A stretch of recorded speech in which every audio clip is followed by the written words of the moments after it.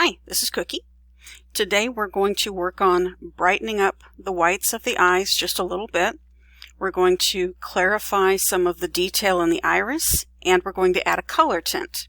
First things first, from your raw image, we're going to make 2 copies of this layer, so we're going to use the shortcut Control-J, Control-J.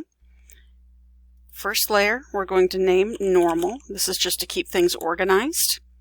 Second layer, we're going to name Vivid, and this actually relates to the blend mode. For the Vivid layer, in the blend mode, we're going to click the drop down and select Vivid. It looks very wrong. That's okay. We're going to make it look even more wrong to get to our end goal. We're going to invert this layer. That is Control-I. See? Very, very wrong. From here, we're going to go into our filters, and we're going to turn this into a smart object. So click Filter, Convert for Smart Filters. OK. From here, back into Filter. This time we're going to go down to Blur, Gaussian Blur. Now you can see a lot of detail in here. I have a very low radius listed for this. The reason for that, we want to bring out just enough without risking creating halos. When you have opportunity to play with this, I'll show you just real quickly. You can bring this way up. It does have a huge effect on the image. Sometimes like this it can look pretty, but for our end result, we're doing something very different today. So I come back to about that 1.8, click OK. What we're going to do next is create a group from the Vivid and Normal layers. So I'm going to hit my Control key. I'm selecting the Vivid, is already clicked, and then Normal. You can either hit G for group or come down here with your little folder. Next, we're going to create a new layer, Transparent. I'm going to hide group 1, largely because we don't want that to impact, and it's too soon, so I take that back, there we go, okay. And Control-Shift-Alt-E, my apologies. We actually want to create a duplicate of all the existing layers. Now I'm going to hide group 1. To the layer 1, we're going to create a mask, and we'll get rid of all that really weird funky gray. So we're going to make a much, much bigger cursor. There we go. And just come around everything. Now if you ever want to make something really funky for Halloween, this is an awesome effect to use. So I absolutely encourage you to come back and play with this later. Now I'm going to make my mouse much smaller. We're going to come in here.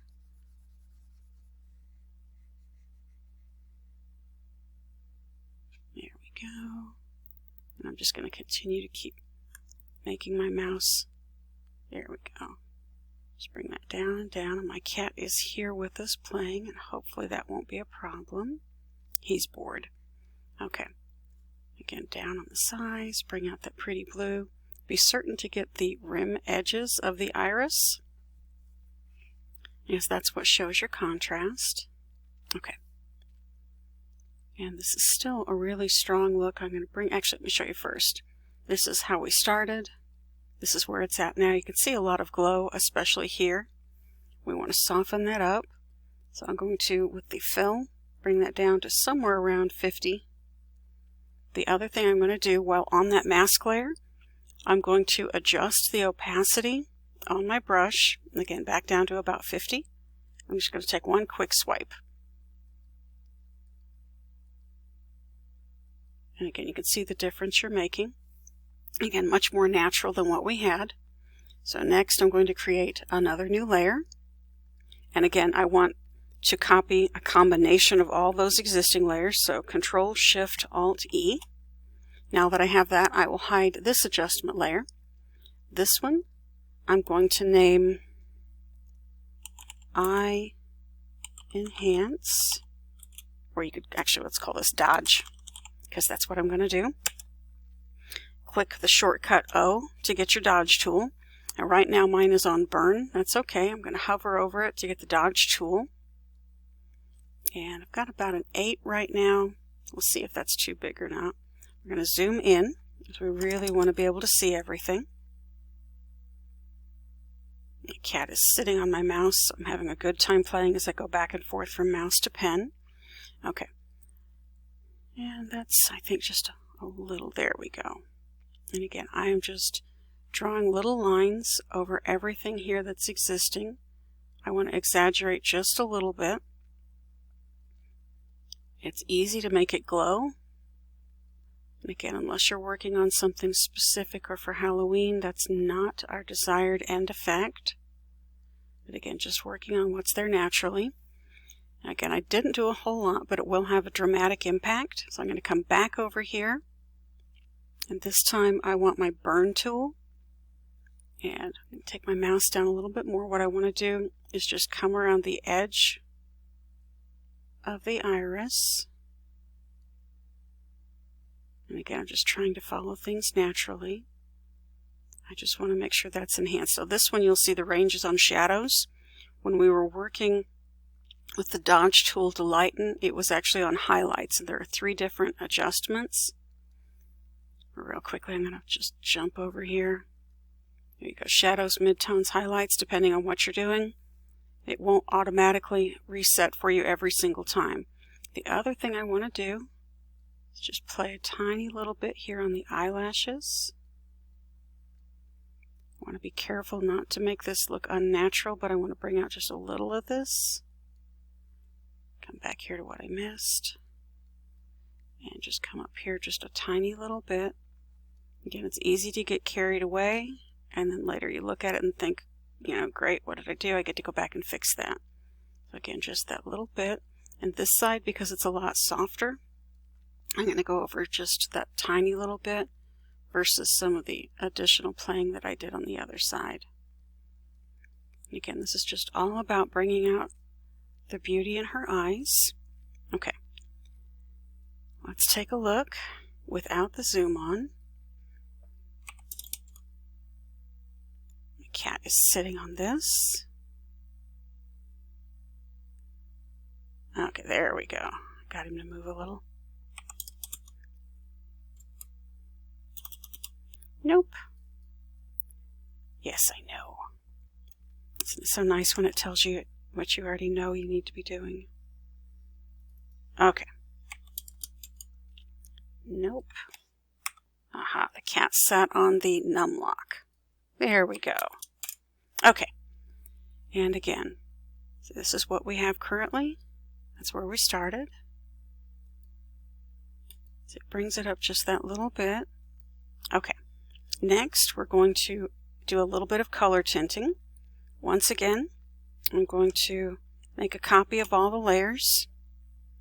I want to put these into a group. Oops, that's not what I meant. Okay, got those 2 grouped. There are a number of ways to do this. For this one, we're going to add a new layer on top so that you're not changing anything here. Once again, I'm going to zoom in. There we go. And pick a color. Again, when you're enhancing eyes or making a change to the eye color, the biggest thing, like this neon green, very scary. But a darker green could be pretty. The purple, again, just depending on what direction you want to go, what the rest of the av looks like. I'm going to do just this little bit of green. And I am coming in here on the edges. I'm looking to add a little drama, and you really can't see that at all, can you? Okay, and that's because I still had this on burn. So let's put this on brush. Take that down from 25 to 7. And I just picked 7 randomly. There we go. I'm just bringing that in very softly, just a single stroke over the areas. I realize right now it's glowing. Okay. First thing, I'm going to keep this on zoom while we do it. Let's adjust fill. Drop that down, and you can see it's already looking a lot softer, a lot more natural. Next, again, blend modes. I love blend modes. Darken. Again, we're just sliding through these to see what do you think is pretty. What do you think is natural? See, that one actually went a little bit purple when you went to difference, exclusion. Each of the blend modes has a very different job.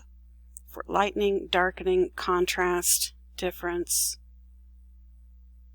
Again, this is just one fun, subtle way, and again, that's a little creepy over the top. Let's take a look at, try just darken. I'm going to change this back from the zoomed out 100. Okay.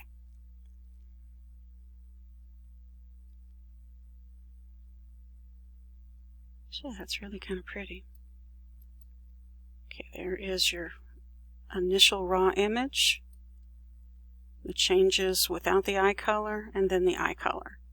Again, any direction you wish to go with this, it's completely up to you and your creativity. The biggest thing, again, is just to keep it as natural as possible. It is so easy to go over the top and not realize it until a year later when you look back at an image and think, wow, I did that on purpose. Anyhow, if you have questions, comments, suggestions, you find a better way, let me know. Thank you very much, and talk soon.